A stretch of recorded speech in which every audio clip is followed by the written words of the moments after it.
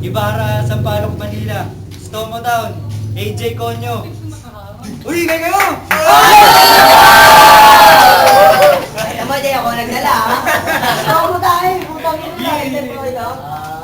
Sa kanan, UERBL, galing Bulacan pa. Magiging para kay Bagsik. Ano mo, kapilit pa yun.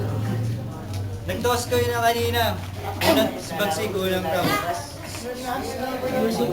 Salamat nga pala sa mga nanood at pumunta. Ito pala yung kalaban ko. Pare, kumusta? I-check niyo yung puso niyan. Kung tumitibok pa, nagubos ako ng papel at tinta, kaya sa akin, lagot ka. Oo, pare, sa akin, lagot ka. Kasi kahit maging 3-in-1 ang laban, taob lahat sa akin, mas matapang pa ako sa barako na kape. Ako ang magiging hari sa ligang to na mabiling makalas ka, di ka aabot sa akin kahit uminom ka man ng madaming gatas paggabi. Pero pare, naasahan ko, matinding laban ang ipapakita mo. Di ko lang alam bakit kanina, biglang kinindatan mo ako.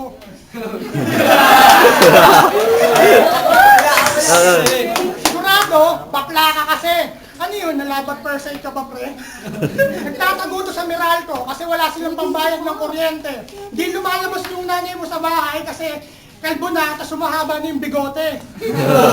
Sobrang idol mo si Bea, nakakadalawampung ulit mo nang panoorin yung One More Chance, putapete.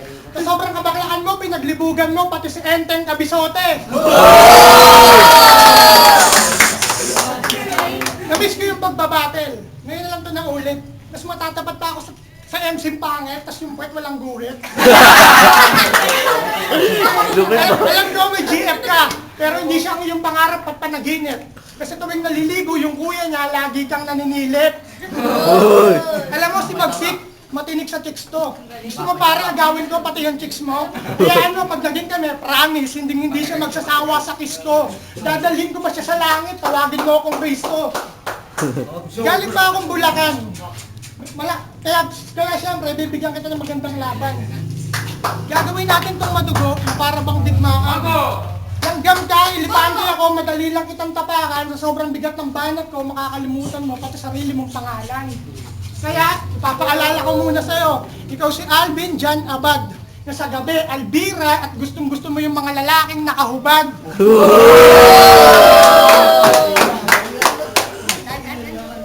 So, bago matapos yung round 1, napahirapan ko itong supot na to.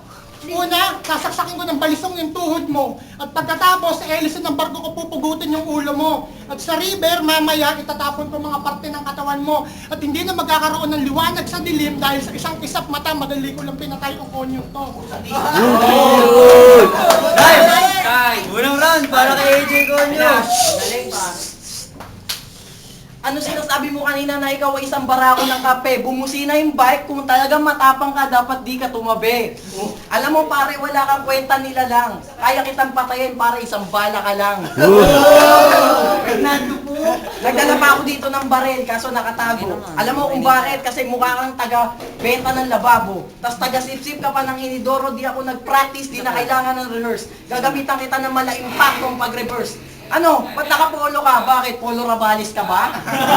Tangina, Bulacan ka lang, gago, di ka galing Sambales, tanga. Kilala mo ba kung sino talaga si Tony Chrome? Ba't nakapolo ka? Anong kala mo dito? JS Chrome?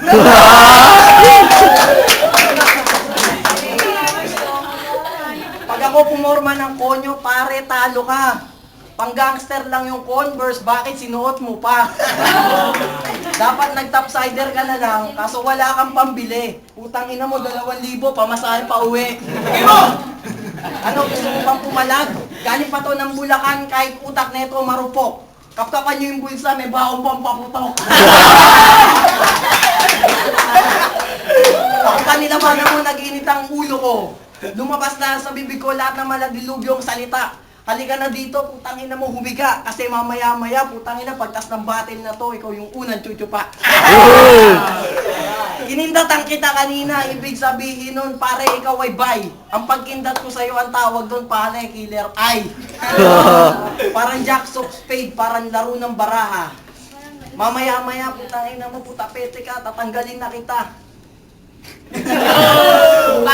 Nawala pero ako yung muling magbabalik. Sarap battle, di na ako yung malabang pero ako yung muling mag-aaksik. Ikaw pala si Bagsik, kilalang kilala si Bagsik. Kasi pag nagsalita, putang ina, 5 kilometro, laway, tumalsik. Naiilang talaga ako sa forma mo. Sasabihin na nanay mo, saan ka galing? Sa SM po. Bukin ninyo na nung ginawa mo. Namakla? Tangina mo kahit tignan mo pa katawan ko, sa katawan mo payat ako, pero mas may laman ang utak ko sa'yo, bakla. Tingnan mo, naka-RRJ ka pa, nakaganyan ka, ano ka, bench body. Baka naman idol mo yung hawak ni Mr. Bean na laruan na kulay brown na si Teddy.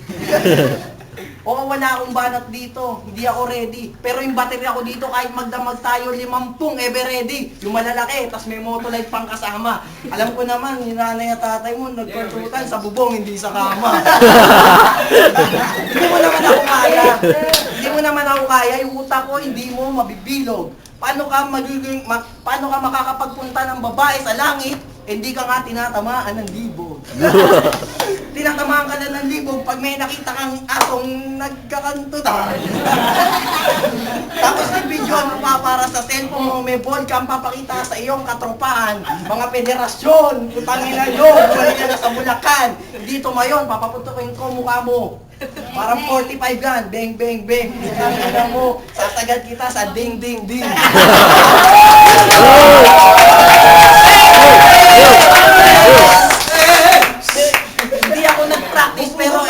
Hindi ako nag-practice pero utak ko patunay na to at yung bayag ko araw-araw dala ko to. Utangin na mo sana mawad ang kapagsakin mo. Hindi pa ako tapos pare. Kasi para akong kumain ng tinik, muntik na akong mahirinan. Eto swimming pool na to, magsisilbi mong libingan na nakalutang. Hindi ka na dito, putangin na mo, bayaran mo na yung utang. Napamasahe, 8 pesos na, di pa mabalik. Bakla ka, gago, sa lalaki, marunong kang umalik. Gusto mo ibalik ko yung mga banat mo sa mga kataga kung hindi na uubusan ng panga. Pagka pumunta sa Bulacan, doon ka tumira kasi yung tambayan ng mga tanga. Bulacan yung nanay niya, vendor ng mga tusi. Tapos yung tatay niya, may hawak, alam mo kung ano, susi. Susi ng kotse, susi ng kandado para sa utak mo nakasarado. Asan na yung pang ano ng ano dyan, ng... Ito kutsilyo! Kasi tayo ng utak na ito barado. Tingnan mo, may kutsilyo pang ibibigay. Gusto talaga ni Boyet sa North Cemetery ka ilagay. Ikukulong kita mamaya kasi utangin na demonyo na ako, parang nagkaroon ka ng kaso. Boyet, wag yan yung itali mo kasi nandito yung aso.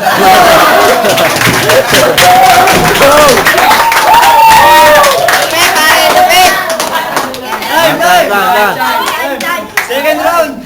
May bagsik! Hey, magkabingay!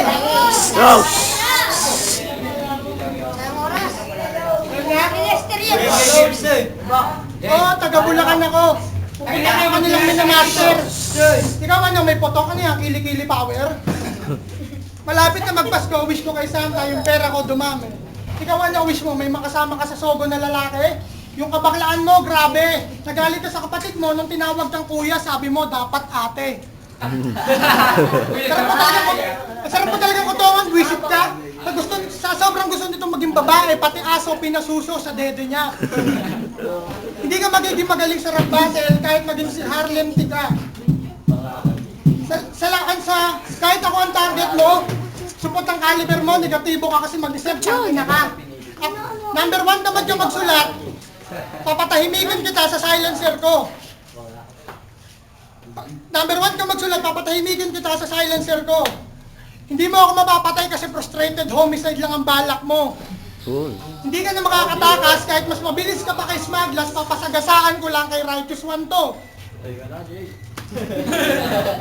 At kahit magpatulong ka pa kay Shehi at kay Delo, di mo na marerebat ang sasabihin ko. Ako ang apex predator dito, walang pwede maging balakid sa dadaanan ko. Mas matanda ka pa kay Basilio, hanapin mo sa unibersikulo ang nawawalang nanay mo. Sa sobrang kabay, yung dibdib nito nagbi-beatbox. Iniwan mo kasi yung bayag mo sa bahay nyo. Ba't ang magsinungaling kaya aminin kong si Saito ang nawawalang tatay mo? Saito daw si Saito. Alam niyo, bobo rin din pagdating sa pagkain. Kinain yung bigas kahit di pa nasasain.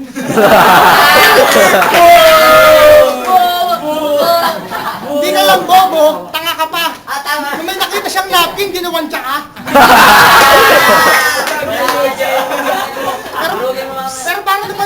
sa maalaala mo kaya, yung istorya ng bakla, yung lagi nagpapatira sa pot, kaya ayun, magang-maga. Oo nga no, ikaw nga yun, di ba nagbibenta ka pa sa Avon?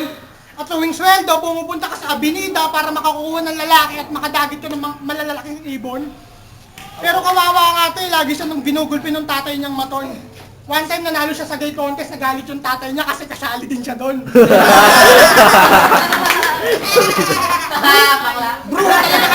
Bruha talaga kayo mag-ama. Sa palabas ni Nora Honor na Himala, nung nabaril siya, nag-iyakan kayong dalawa. Alam kong may lihim ka at ayaw mo nang mabunyag ang nakaraan. Napaibig at nahulog sa kanya ang isang matabang babae. Kaya ayun, siya ay nadaganan. Sobrang kapal na mukha nun, pag kumakain sila sa pansitan, laging sinasabi na yung sahog dagdagan. Sobrang bigat ang dinadala mo nun pare, buti iyong natagalan. Palibasa, kahit sino papatulan para mapagtakpan lang ang tunay na katauhan. Lahat ng babaeng dinala mo sa bahay nyo, di matanggap ng sarili mong magulang. O aking binibini, sa'yo ako nabighani. Hindi naman nanganganak ang mga bakla, pero bakit kayo dumadami?